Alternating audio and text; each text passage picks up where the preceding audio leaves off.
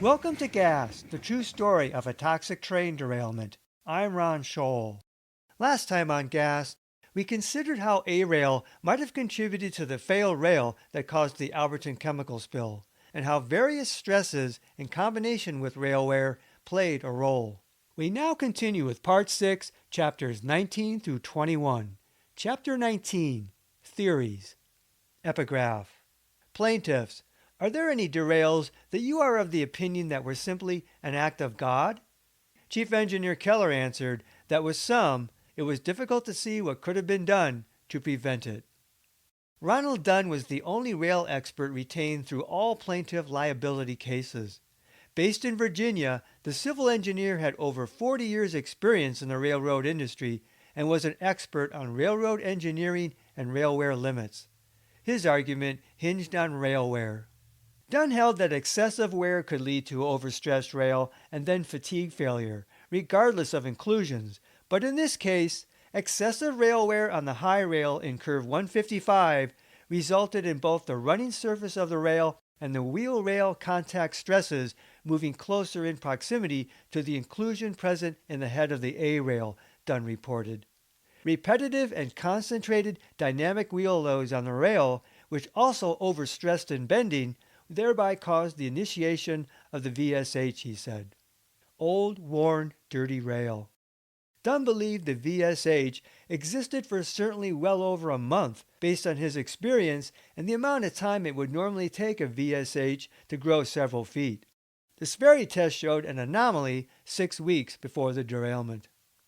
In Mayo, metallurgy expert Roger Steele opined an entrapped slag inclusion deep within the head triggered the VSH and was not a danger without rail wear. Steele determined the VSH started 5/8 of an inch below the current running surface, or half as deep as in new rail. The amount of slag inclusions was high, even for A rail, but without one large particle of slag, which he speculated as the size of the tip of a ballpoint pen, the VSH was unlikely to have formed, he said. Steele likewise believed the VSH grew in stages. When the Y-shaped crack finally reached the head on the field side, a 12-inch partial headpiece fell out. In Mayo, civil and structural engineer Michael Matthews conducted a stress analysis of the rail and determined that wear and superelevation contributed to the VSH. When Dunn, Steele, and Matthews met in 1999, Matthews brought them together, saying wear, stress, and inclusions all related to the VSH. Derailments weren't documented as caused by wear and stresses. Instead, a defect caused the derailment. Matthews believed that defects commonly blamed for derailments originated due to increased stresses. In effect, he gave a rationale for regulating wear limits to help prevent the initiation of defects such as a VSH. Magistrate Leif Erikson declared the plaintiff expert methodology scientifically reliable. When liability finally came to trial in the Austin case, attorney Ted Lyon retained Dunn, but unlike Steele, Lyon's metallurgic expert denied that slag was involved in forming the VSH. Edward Cox had degrees in metallurgical engineering and theoretical and applied mechanics. Cox claimed the VSH was caused by overload forces, with stresses increased through rail wear. Uniquely, Cox was the only retained expert on either side to not find deleterious inclusions in N33 and N39, sounding like the 1996 CF&I and TSL reports. Like Dunn and MRL's James Hornaday, he didn't believe the origin piece was N33, but was among the missing rail pieces. Cox believed that a major defect would never get through the mill's machine rolling process without the rail tearing apart. If it somehow did, the rail would fail very early in its service life. Cox said the crack grew slowly, probably to several feet prior to the catastrophic failure. The VSH would have been visible on the field side of the rail. Cox's testimony tried to undercut MRL's defense that the VSH was caused by something over which they had no control, a gross manufacturing defect. Lyon's other expert, Dunn, still held that slag inclusions helped trigger the VSH, a mixed message to the Austin jury. In part, the plaintiff theory that the VSH was slowly progressive was based on normal expectations for VSH growth and behavior, expectations that inform, for example, the FRA's regulations for VSHs. Also, they pointed to the March 1, 1996 analog Sperry tape, which showed an anomaly at what became the point of derailment 6 weeks later. MRL fashioned an evolving theory. CF&I had found no evidence of gross inclusions and thought the rail typical of the time, but they weren't given the later alleged origin piece N33. At TSL, Stephen Riley reported that N33's inclusions were insufficient in themselves to cause the VSH, and that wear and fatigue contributed to reduced load-bearing capacity.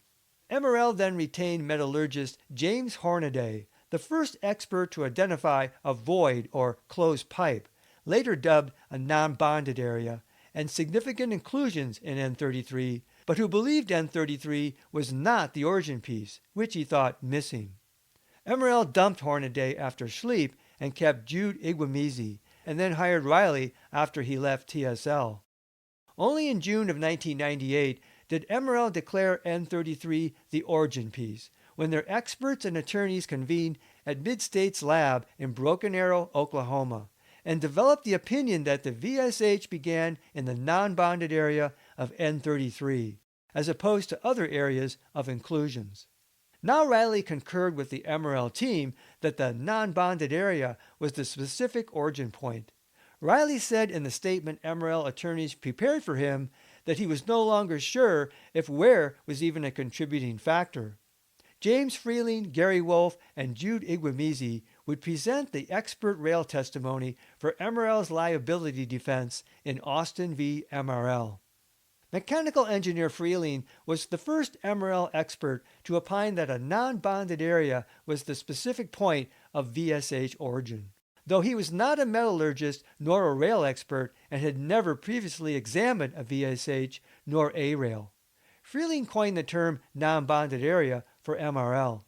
What others called a closed pipe, he likened to a flattened hole that did not bond together. He believed the origin point of the VSH had been just above a slag inclusion encompassed in the non-bonded area in the upper web or fillet. He thought the vast majority of VSH growth from 1/2 inch to a full 12 feet occurred in one sudden event. Freeling agreed that shortly prior to the derailment, a 12-inch piece broke off on the field side of the head. Freeling found wear not to be a factor, though he'd never identified rail fractures from wear before. Based in Ontario, Nigerian-born Jude Igwemizi was a physical and rail engineer who called himself an expert on rail stresses and contracted to set rail wear limits for railroads and conduct failure analysis. Igwemizi felt it highly probable that the VSH was initiated by a dynamic overload from an out-of-round wheel of a prior train. He opined that fracture was sudden, splitting the railhead in two along its length for over 12 feet, from nothing to 12 feet in one load. The Alberton derailment was the first time Igwemizi had analyzed the cause of a VSH, and the first time he had identified a VSH developing from a so-called non-bonded area. Igwemizi echoed that there were no early warning indications of a VSH on this train. Igwemizi agreed that VSH fractures were dependent on stresses, but opined that wear had no effect in regard to the stresses on this non-bonded area because he claimed that wear did not substantially affect stresses in the web of a rail. The web received only a fraction of the bending stresses as the railhead did. His conclusions on wear hinged on the VSH originating in the web, not the head. Igwemizi admitted that VSHs and railheads usually originated in the head fillet area. Gary Wolf of Rail Sciences Incorporated of Georgia was hired by David Potter to determine a causal analysis of the derailment. Wolf concurred that the VSH resulted from inherent defects and inclusions in N33 and its non-bonded area that were all virtually undetectable. He agreed that from the initiation of the VSH to derailment took only 1 or 2 trains. Wolf said a slag inclusion lay benign for many years and began to fatigue as the age of the rail increased. Still, he opined the fatigue was not a result of wear. Wolf thought an initial foot-long piece of rail broke out after the locomotive went by. The crew felt a lurch but didn't hear typical broken rail sounds, like gunshot banging, he said. A gunshot sound would be caused by the wheel hitting a rough spot at the brake.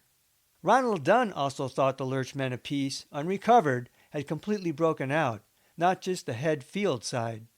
MRL attorneys denied that a 6 to 12-inch piece had broken out, except that it happened during the derailment or after the engines passed on the last previous train. In a nutshell, MRL claimed rail wear had nothing to do with the derailment, and plaintiffs claimed rail wear had almost everything to do with the derailment. The wear on Curve 155 and the failed rail, wear beyond MRL's relay standards, was indisputable, as was the 28-year age of the rail and its cumulative tonnage. Both sides generally agreed the failed rail was dirty rail. They differed on whether or not it was a rail, though MRL's argument was the lack of a surviving brand on the failed rail. MRL did not account for the A-rail brand on the missing rail piece that had a VSH and which the FRA witnessed in Keller's office. The sides differed on where the VSH origin lay, important because wear was held to more effect stresses in the head than in the web. MRL claimed the VSH started in the upper web and that stresses associated with wear played no role. Plaintiffs argued the origin lay deep in the head or even in a missing fragment and that wear played a role regardless of the exact location. Notably, the stringers that define the full 12-foot VSH ran in the head. It was important to remember that the failed rail fragmented during the derailment, and without definitive proof of an origin fragment and the fact of missing pieces, discussion of the exact origin point was hypothetical. Rail wear was factual. Plaintiffs alleged the VSH propagated in stages, as VSHs were wont to do, and as the FRA recognized, and that MRL should have had warning and likely did, beginning with the Sperry readout anomaly. MRL claimed that Curve 155's unusual VSH broke either during the derailment or after the locomotive of the last previous train. Either way, they claimed no warning whatsoever. The fault lay in bad rail, and the defect had been unknown until the abrupt failure of the rail. The Alberton train derailment was not an act of God. Regardless, MRL held there was nothing they could have done to prevent it, despite making various changes in operations post-Alberton. A logical conclusion was that rail wear and rail fatigue played a significant role in the failure of the rail after 28 years of service. A further logical conclusion was that the failed rail was a rail, despite that evidence of a brand disappeared. It also seemed highly unlikely that a 12-foot VSH could form in one or two trains. It seemed highly unlikely that the VSH formed from a dynamic load that had never before impacted above a tiny defect that had laid dormant for 28 years, independent of rail wear. But what if none of these arguments and evidence, missing or not, even mattered? Chapter 20. Preemption. Jockeying for the most persuasive theory of why the rail failed, plaintiffs feared a derailment out of their control. Preemption. Federal law overrides state or common law regarding interstate commerce. This truth loomed on the horizon like a decrepit trestle, even as plaintiffs chugged along, investing time and resources, arguing MRL knew they had defective worn rail and was negligent not to have relayed earlier or issued a slow order on Curve 155. FRA listed defects that required remedial action included various fractures and damaged rail, but not worn rail, old rail, A rail, or rail with inclusions. In fact, the FRA rejected excessive wear as a defect, writing, FRA believes that insufficient data exists at this time which would indicate the parameters for this condition, rail wear, should be proposed as a minimum standard.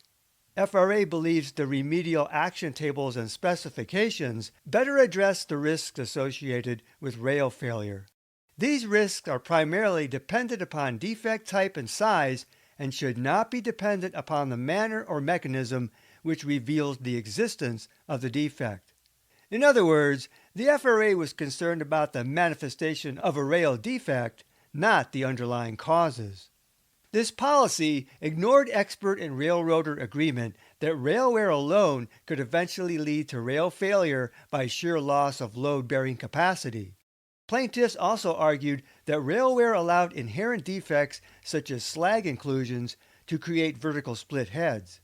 But the FRA considered rail wear as a mere mechanism that revealed a defect, as if the risk lay only in the express defect, not the enabling mechanism. While the FRA dictated minimum actions for VSHs, they left it up to railroads to set their own policy on relay standards and remedial action based on rail wear. A railroad could violate their own standards and not break the law. Legally, they could run rail to the web, both vertically and on the gauge face, as Augie Cantu had suggested. However, a key section of the Federal Railroad Safety Act regarding track inspections read, "A combination of track conditions, none of which individually amounts to a deviation from the requirements of this part, may require remedial action to provide for safe operations over that track." This ambiguous statement offered a thread of hope to plaintiffs. Overall conditions, not FRA-listed defects, control here. Maybe. Plaintiffs argued that worn-out A-rail, susceptible to vertical split heads visible only from the field side, constituted a combination of track conditions, warranting inspection by foot and reduced track speed. A high rail inspection did not allow observing the field side of rail, where a VSH, such as the Alberton one, might first break to the surface. Plaintiffs argued MRL was negligent in not conducting an inspection that would have detected the VSH. The Federal Railroad Safety Act offered express exemption, so if MRL was not in compliance with the regulation, it could be grounds for liability. But the FRA purposely left some areas not specifically regulated, such as methods of track inspection, which generally imposed a reasonable standard of care. MRL failed that care, plaintiffs argued. The Federal Railroad Safety Act also regulated a twice-weekly inspection. To be in compliance for checking for regulated defects, it said each inspection must be made on foot or by riding over the track at a vehicle speed that allows the person making the inspection to visually inspect the track structure for compliance with this part. The only specific restriction was 5 miles per hour when passing grade crossings. The range in options was striking. At a reasonable foot speed of 3 to 4 miles per hour, the inspector would be much closer to the track. Inspection by vehicle, even at foot speed, would not be comparable. Drivers rode several feet above the rail with their line of sight projected several feet ahead. The FRA deferred to the discretion of qualified inspectors as to adequate speed. The FRA's final rules found there were too many variables, such as track condition, type track, and weather, for rules to be more precise. The FRA passed on the issue, MRL argued. Plaintiffs countered that the lack of regulation didn't mean any speed was adequate, but it was loosely defined by the FRA as whatever speed it took to be in compliance with making adequate inspections to catch defects. So, what was a reasonable speed given all the circumstances? Estimates of effective high rail speeds span the map. A walking speed of 3 to 4 miles per hour covered 4 to 6 feet per second. Former roadmaster Roger Babcock said he conducted high rail inspections at 10 to 25 miles per hour, 15 to 37 feet per second. Plaintiffs claimed MRL generally conducted inspections at 25 to 35 miles per hour. Chief Engineer Richard Keller suggested 35 miles per hour as a maximum, 51 feet per second. But said at trial, MRL typically went 15 to 25 miles per hour. High rail cars had surpassed former motor cars for inspecting rail because they could go faster, but speed had also increased over the years as MRL crews decreased and territories increased, changes dictated by economics, not effective inspection. BN limited their inspections to 20 miles per hour. MRL had no such instruction. FRA's Lee Klaus, who had inspected MRL's track, said he was comfortable with the speed of 20 miles per hour on high rail inspections. In 1998, during deliberations on final rules, the FRA declined to incorporate a 15-mile-per-hour maximum. A distinction was often made between curves and tangents. For example, that a rail was not safe on curves, that rail wore faster on curves, and so on. No litigant asked what was the acceptable speed for inspection on curves versus tangent track. The FRA did limit full-time inspectors to 125 miles a day. Plaintiffs' charges of questionable inspection practices were backed up anecdotally by the 1995 FRA Safety Audit Report on track inspectors' complaints of too much territory to inspect and not enough time, resulting in inadequate inspections. Former MRL Assistant Roadmaster William Levengood recalled fatiguing shifts of over 12 hours that many times affected thorough track inspections.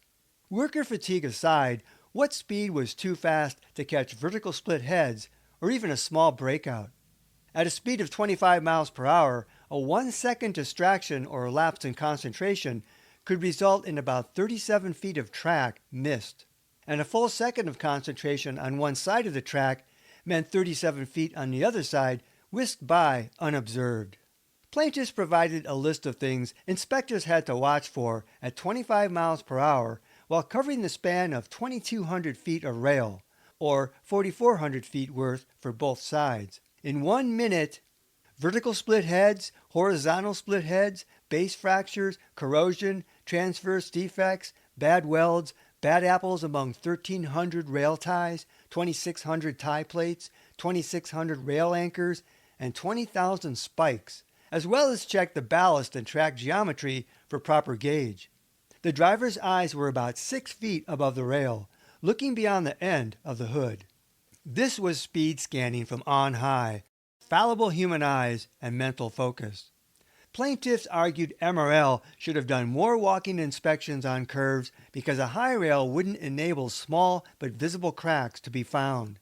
The BN circular emphasized the importance of walking inspections.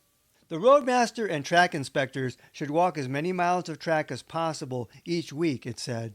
This is an important method by which certain defects can be detected. Curves require special attention. But walking inspections for MRL were once-a-year snapshots in time. The main inspection method was high rail, which speed was not specified by federal regulation. Preemption. Plaintiffs also argued that rail wear should have prompted a slow order, which MRL denied. But MRL's Maintenance of Way Standard Practice Circular No. 1 said, good judgment must be exercised in setting slow order limits to ensure complete control of a train throughout the length of the substandard condition. Protection will be maintained until the substandard condition is corrected and is safe for normal speed. This includes tie and rail replacements, it said. BN circular specifically said that when rail was worn below the limits in the table, the curve is to be slow ordered until rail replaced. But, as with relay standards, MRL could always argue that what mattered was railroad practice, be it the practice of ignoring internal policy. However, under the eye of FRA post-Alberton, MRL did place slow orders on worn curves prior to relaying. Regardless of the written intent of MRL's operations, neither worn rail nor A rail required slow orders per the Federal Railroad Safety Act, MRL attorneys argued.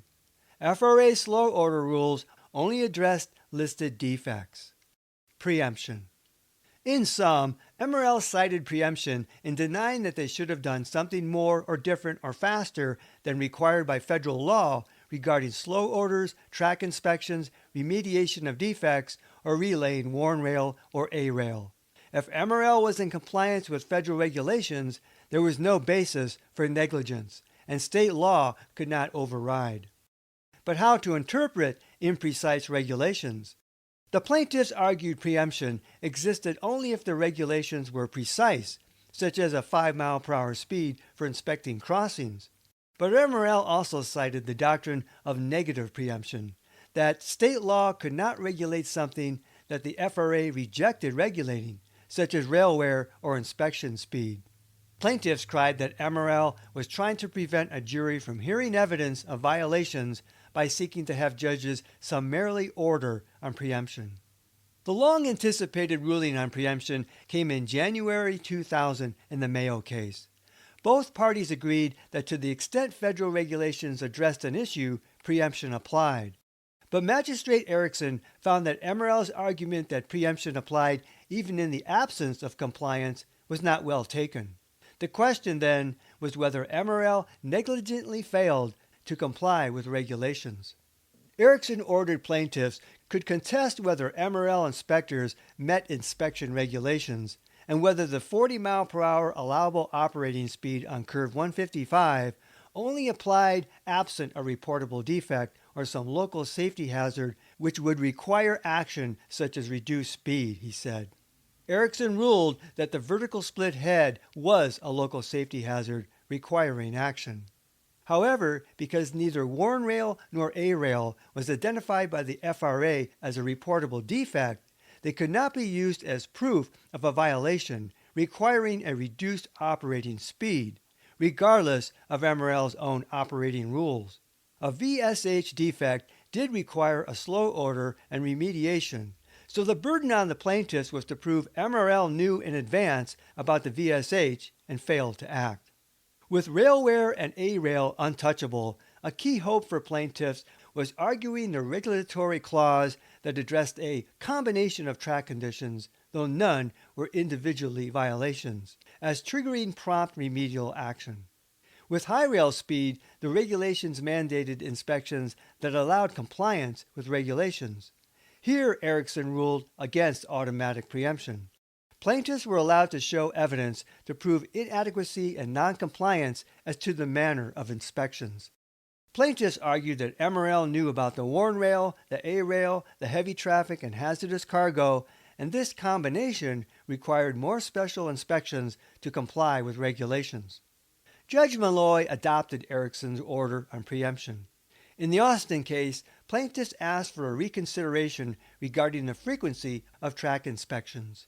In a cue to the plaintiffs, Malloy said if the Sperry test, for example, revealed a surface flaw that might indicate something more serious, then MRL may well have a duty to further inspect at that point outside of the routine inspections established by law. Such evidence is not preempted, Malloy said. So if MRL had a red flag, such as an anomaly on a tape, or a reported rough spot, plaintiffs could argue MRL should have followed up. Despite these surviving options, the plaintiff liability case against MRL had been drastically narrowed. The major issue of warn rail per se had been eliminated, not by lack of any merit, but by federal government's omission of regulation. Once again, they passed. While MRL's Dan Watts claimed they were regulated by the Federal Railroad Administration and have met all their standards, critics had long claimed railroads resisted regulation and co-opted the regulators. Preemption seemed problematic when regulations failed to be specific. The Federal Railroad Safety Act regulations on railwear and inspection speed seemed an example of the industry policing itself. As was often the case in the dynamic relationship between government, industry, and public safety, regulation was limited by the political strength of a given industry. Perhaps the Alberton story could speak for the adequacy of regulations regarding railwear. Supposedly meant to protect the public, the Federal Railroad Safety Act also clearly protected the railroad industry. Chapter 21. Tort and Punishment. Some expert witnesses received huge sums, but skyrocketing costs were a calculated investment because punitive damages were usually not insured. In the Austin case, the plaintiff sought $2.5 million and another $20 million in punitive damages. Liability was the supreme battle. As documents on warn rail and A-rail surfaced, coupled with sympathy over the nightmare of the evacuation and victims' chronic injuries, plaintiffs' attorneys seemed confident of victory. But rulings on preemption dampened expectations. Could MRL be found not legally responsible? Spill victims asked. Under Montana law, there was no strict liability for a train derailment. Plaintiffs' only remaining recourse, short of a trial only on damages, was to prove negligence. That MRL's failure to properly maintain the track on curve 155 made them liable for injuries. Negligence was defined as the failure to use reasonable care by action or inaction, failure to act as an ordinary prudent person or entity would act under the circumstances. A jury finding of negligence would make MRL liable for the derailment and exposed to more compensation. In a civil case, the burden of proof was on the plaintiffs to prove guilt by the preponderance of evidence. They must convince the jury that the claim was probably more true than not. MRL, quote, vigorously denied being negligent. Notably, in ruling in MRL's favor on strict liability, Judge Malloy cited the reasonable care standard of negligence law, along with federal regulations, as being supposedly sufficient to serve the public safety concerns. But Malloy was disturbed by the apparent assurance. He wrote, "What is curious about MRL's argument here is its position in this case that any rail, regardless of age, letter design, wear, etc., can have within it inclusions which are undetectable but can lead to a vertical split head resulting in derailment. If so," Malloy concluded, then negligence under Montana law could not control. He was concerned that while MRL held that even with due care and regulatory compliance, accidents occurred, that blameless victims had no legal remedy if the jury found no negligence. In what would become a notable aside, Malloy wrote that until the Montana Supreme Court ruled on some of the case issues, I may consider a jury verdict form whereby the jury would assess damages even if they do not find negligence. I invite counsel to consider the efficacy of so doing to avoid a new trial in the event the jury were to otherwise find MRL not liable. Negligence alone did not warrant punitive damages. Finding for punitive damages required clear and convincing evidence of malice or fraud with no serious or substantial doubt, more than a preponderance of evidence, but less than beyond a reasonable doubt. Under Montana law, fraud was defined as a representation with knowledge of falsity or concealing fact with the purpose of depriving plaintiffs of legal rights or causing injury. For malice, a defendant is guilty of actual malice if the defendant had knowledge of facts or intentionally disregards facts that create a high probability of injury to the plaintiff, while deliberately acting with intentional disregard or indifference. In determining the amount of punitive damages, all circumstances were considered: injury, actual damages, and sending a message to deter future acts of misconduct. Monetary punishment. MRL didn't want a punitive damages case presented to the jury. In Schlepp, Malloy denied partial summary judgment for MRL, which potentially influenced the settlement. As male plaintiffs made allegations of spoliation and withholding documents and raised the specter of the Schlepp sanctions, MRL motioned again for partial summary judgment on the claim for punitive damages. Plaintiffs must show conscious wrongdoing, MRL argued. Plaintiffs had no prima facie case, just numerous allegations in areas preempted by federal law, no less. There was no clear and convincing evidence that MRL acted out of fraud or malice in not moving faster to replace rail that broke due to an undetectable defect, they argued. MRL attorneys concluded MRL operates a safe railroad and had measures in place to prevent derailments such as the one that occurred in Alberton. But MRL did not prevent something that did occur, not to mention similar derailments. In Mayo, plaintiffs argued MRL had a history of unsafe operations, corroborated by employees and the FRA. MRL was aware of the inherent dangers of A-rail in its curves, including curve 155, and that vertical split heads had developed in A-rail. They knew rail wear triggered vertical split heads and that curve 155 was worn out. Knowing these dangers, MRL continued to run trains hauling hazardous chemicals at track speed over the worn-out A-rail in curve 155, they said. The derailment was inevitable, and a profit motive was the driving force of MRL's malicious indifference. MRL engaged in a game of Russian roulette, with the gun pointing at the individuals who lived near and around curve 155, they said. Mayo plaintiffs also attacked MRL's defense credibility, citing withheld documents and the sanctions. The Keller rail, an A-rail with a vertical split head observed by the FRA, has never been made available to anyone by MRL, they said. Plaintiffs claimed MRL's hiding, losing, or destroying evidence also subjected it to punitive damages. In Mayo, Magistrate Erickson recommended that Judge Malloy deny MRL's motion for partial summary judgment in early January 2000. Disputed facts were still not resolved. Whether the vertical split head was detectable prior to the derailment, how and why the vertical split head developed, and whether the rail should have been relayed earlier. Plaintiffs had presented evidence that MRL knew that A rail was in curve 155, that the rail was worn below their limits, of similar derailments in other curves, that a vertical split head was more likely to develop an A rail, that freight tonnage was significantly higher, that MRL hauled hazardous materials regularly, and that an accidental discharge would be dangerous. Erickson wrote, "From this, a jury may well find that MRL acted with intentional disregard of the high probability of injury should a derailment occur. Such a finding would support an award of punitive damages based on actual malice." Soon after Erickson's recommendation, Mayo and all plaintiff attorney William Rosbach's cases were settled. Malloy did not rule on the motion for partial summary judgment. Rosbach entered into a confidentiality agreement that was rumored to extend beyond the normal gag on the settlement amounts. Naturally, he could not comment because of obligation to his clients.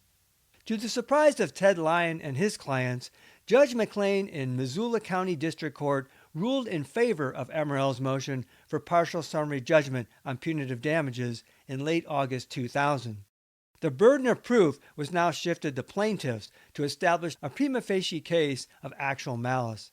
But, McLean warned, whether the defects were detectable or whether the inspections were adequate were only negligence issues.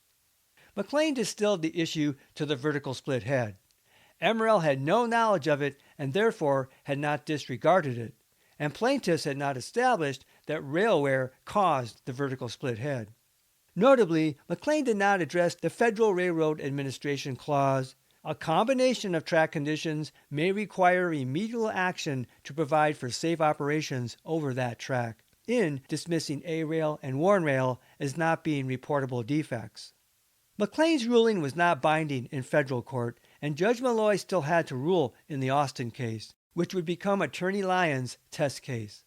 Federal Judge Malloy ruled in March 2001 that because sufficient facts remained in dispute, he would deny partial summary judgment on punitive damages, but reconsider the issue after plaintiffs had closed their case at trial in Austin. For the time being, punitive damages were still on the table. And so, by the 5th anniversary of the Alberton derailment, plaintiffs remained hopeful for the big prize. The Austin trial of April 2001 was the only case to put MRL on trial for liability for the 1996 Alberton train derailment and mixed chemical release. On the eve of the trial, Lucinda Hodges wondered if the past 5 years had been worth the effort.